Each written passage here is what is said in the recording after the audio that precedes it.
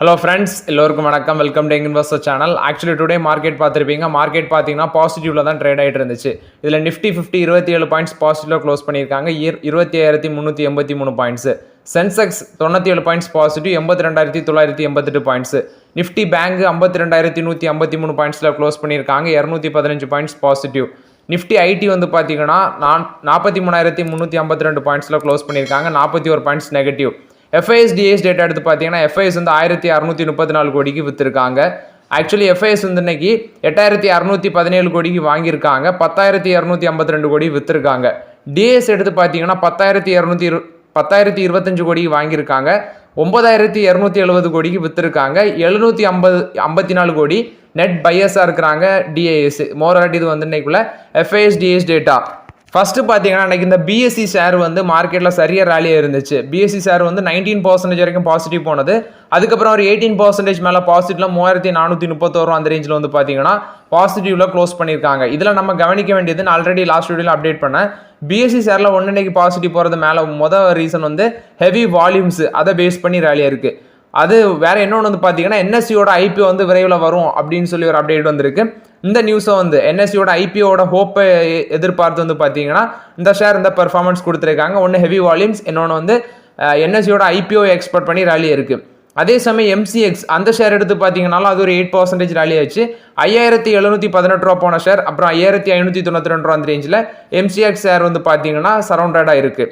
அடுத்தது வந்து பார்த்தீங்கன்னா இந்த கோட்டக் மஹிந்திரா பேங்க்.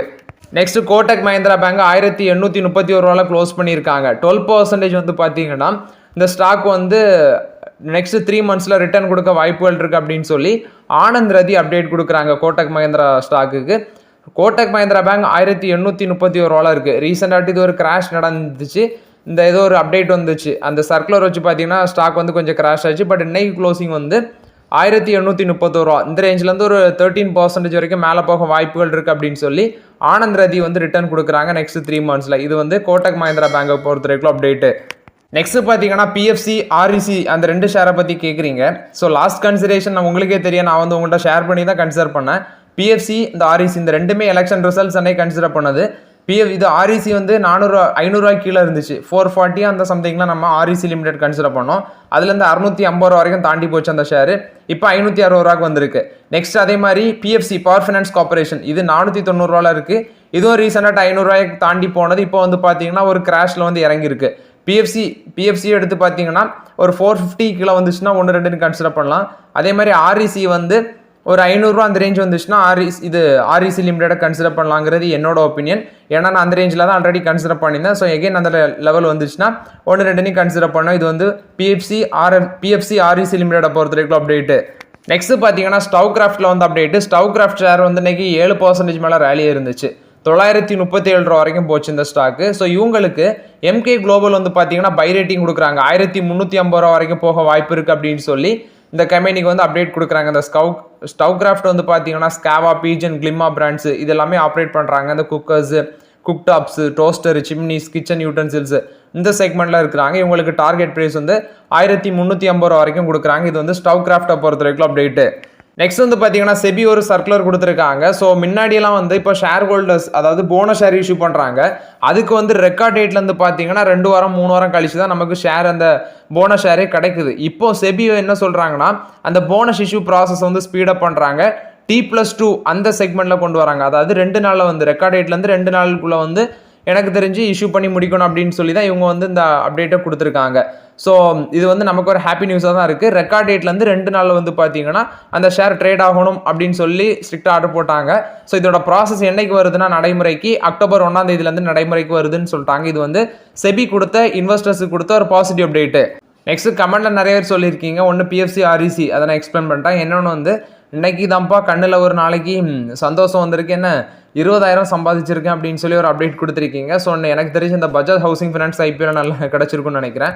ஸோ இது வந்து ஒருத்தர் கமெண்ட்டில் சொல்லியிருக்காரு வாழ்த்துகள், பட் எனக்கு கிடைக்கல, உங்களுக்கு கிடச்சிருக்கு வாழ்த்துக்கள். இது வந்து பஜாஜ் ஹவுசிங் ஃபைனான்ஸ் நிறைய பேருக்கு கிடச்சிருக்கும், அவங்களுக்கெல்லாம் வாழ்த்துக்கள்.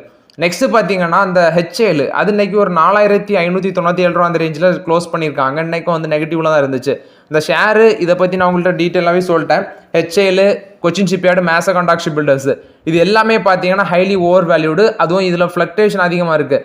ஒரு 5% வரைக்கும் கீழே விழும். அதே சமயம் எப்போ அது 10% மேலே ஏறும்னு தெரியாது. அதே மாதிரி எப்போ 10% அடிப்பாங்கன்னு தெரியாது. ஸோ இதில் எல்லாமே ரொம்ப கவனமாக இருங்க அப்படின்னு சொல்லியிருந்தேன். யாரோ ஒருத்தங்க வந்து 51 ஷேர் வாங்கியிருக்கிறேன் 23,000 லாஸ்ட்டில் இருக்குது சார்னு கேட்குறீங்க.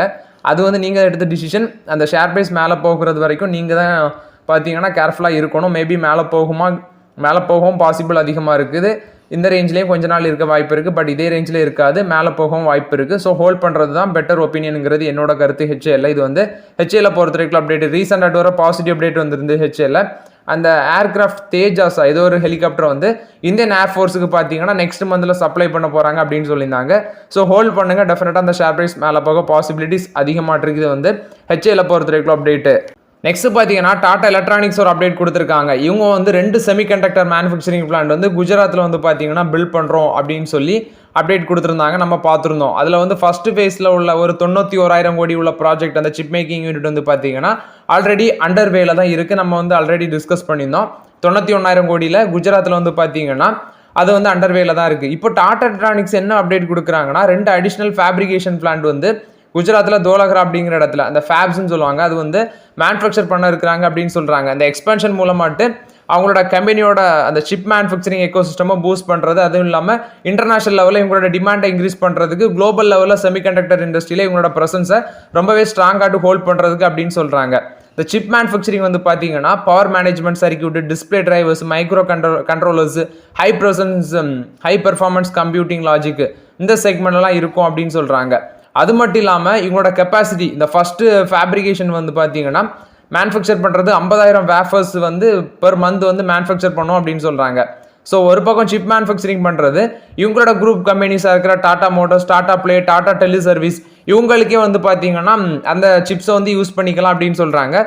ஸோ அந்த ப்ராஃபிட் வந்து இவங்களோட குரூப்புக்குள்ளே வந்து வட்டம் அடிச்சுட்டே இருக்கும். அதே சமயம் குளோபல் லெவலில் வந்து இந்த சிப்ஸை வந்து செல் பண்ணலாம் அப்படின்னு சொல்கிறாங்க. ஸோ இப்போ அந்த போட்டிருக்க பிளான்ட் ஒன்று வந்து அசாமில் வந்து இப்போ ரீசெண்டாக அடிக்கல் நாட்டினாங்க, இன்னொன்று வந்து குஜராத்தில்.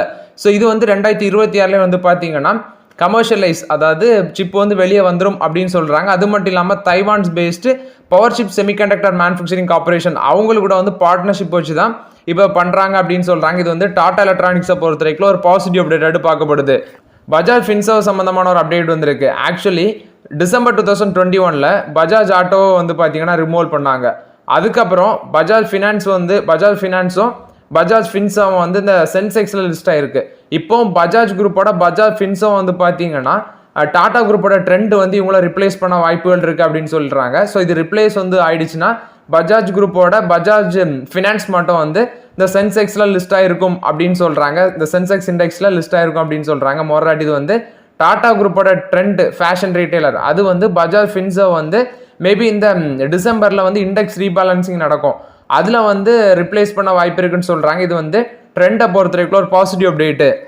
நெக்ஸ்ட் நேஷனல் கம்பெனி லா ட்ரிபியூனல் பார்த்தீங்கன்னா அதானி குரூப் வந்து ரேடியஸ் எஸ்டேட்ஸை வந்து அக்யூசிஷன் பண்ணியிருந்தாங்க. ஸோ அதுக்கு வந்து நேஷனல் கம்பெனி லா ட்ரிபியூனல் வந்து அப்ரூவல் கொடுத்துருக்காங்க அப்படின்னு சொல்கிறாங்க. நெக்ஸ்ட் HDFC பேங்க் ஒரு அப்டேட் கொடுத்துருக்காங்க. அந்த பேங்கோட டெப்டி மேனேஜிங் டைரக்டர் கசியாத் பௌருச்சா அவர் வந்து இந்த கம்பெனி வந்து 2032 வந்து கார்பன் நியூட்ரலாட்டு மாறும் அப்படின்னு சொல்லி ஒரு அப்டேட் கொடுத்துருக்காங்க HDFC பேங்க்ல. டாடா பவர் தரப்புல வந்து ஒரு அப்டேட் இருக்கு. சத்தீஸ்கர்ல வந்து பாத்தீங்கன்னா 600 டாடா பவர் சோலார் சிஸ்டம் மூலமாட்டு இந்த சோலார் ரூஃப்டாப் சோலார் சிஸ்டம் வந்து அமைக்க இருக்கிறாங்க அப்படின்னு சொல்லி அப்டேட் கொடுத்துருக்காங்க. இது வந்து அவங்களோட subsidiary Tata power renewable energy மூலமாட்டு வந்து செட்டப் பண்ணுவாங்க அப்படின்னு சொல்றாங்க. இது வந்து டாடா பவர் கொடுத்த positive update. Next ethanol blending in petrol அது இந்தியாவில் வந்து பார்த்தீங்கன்னா 13.6% ரீச் பண்ணியிருக்கு அப்படின்னு சொல்லி அப்டேட் கொடுத்துருக்காங்க. ஆக்சுவலி இந்த எத்தனாலை வந்து பெட்ரோலில் பிளெண்ட் பண்ணுறது இன்க்ரீஸ் ஆகிட்டே தான் போகுது இந்தியாவில். இது வந்து ஒரு பாசிட்டிவ் அப்டேட்டாக பார்க்கப்படுது. இது வந்து சுகர் ஸ்டாக்ஸுக்கெல்லாம் ஒரு பாசிட்டிவ் அப்டேட்டு. டிவிஎஸ் மோட்டார் ஒரு அப்டேட் கொடுத்துருக்காங்க. இவங்க வந்து பார்த்தீங்கன்னா செப்டம்பர் 16 டிவிஎஸ் அப்பாச்சி RR 310 அதை வந்து லான்ச் பண்ணியிருக்காங்க. இது வந்து super premium sports motorcycle கேட்டகரியில் வருது.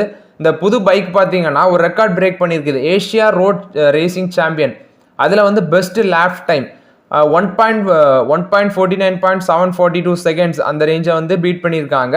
ஸோ டாப் ஸ்பீட் பார்த்தீங்கன்னா 215.9 km/h அப்படின்னு சொல்கிறாங்க. ஸோ மோராட் இது வந்து ஒரு ஸ்போர்ட்ஸ் செக்மெண்ட் வெஹிக்கிளில் வருது இந்த டிவிஎஸ் அப்பாச்சி RR310. இது வந்து டிவிஎஸ் மோட்டார் கம்பெனி கொடுத்த ஒரு பாசிட்டிவ் அப்டேட்டு. நெக்ஸ்ட் பார்த்தீங்கன்னா ஜேகே டயர்ஸ் கொடுத்த அப்டேட்டு. ஜேகே டயர்ஸ் வந்து கேவண்டிஸ் இண்டஸ்ட்ரீஸ் அப்படிங்கிற ஒரு கம்பெனியோட பார்த்தீங்கன்னா மெர்ஜ் பண்ணுறாங்க. அந்த கேவண்டிஸ் இண்டஸ்ட்ரீஸை வந்து ஜேகே டயர்ஸ் கூட மெர்ஜ் பண்ணுறாங்க. ஸோ இது மூலமாட்டு நீங்கள் வந்து 100 ஷேர் ஆஃப் கேவண்டிஸ் அதில் வந்து ஒரு 100 ஷேர் வச்சுருந்தீங்கன்னா உங்களுக்கு 92 ஷேர் ஆஃப் ஜேகே டயர்ஸ் கிடைக்கும் அப்படின்னு சொல்கிறாங்க.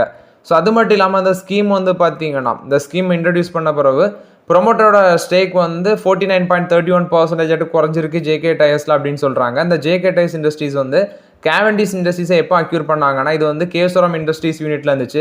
2195 கோடிக்கு அக்யூர் பண்ணியிருக்காங்க. ட்ரக் அண்ட் பஸ் ரேடியல் செக்மெண்ட்டில் இவங்களோட பொசிஷன் இருக்குன்னு சொல்கிறாங்க.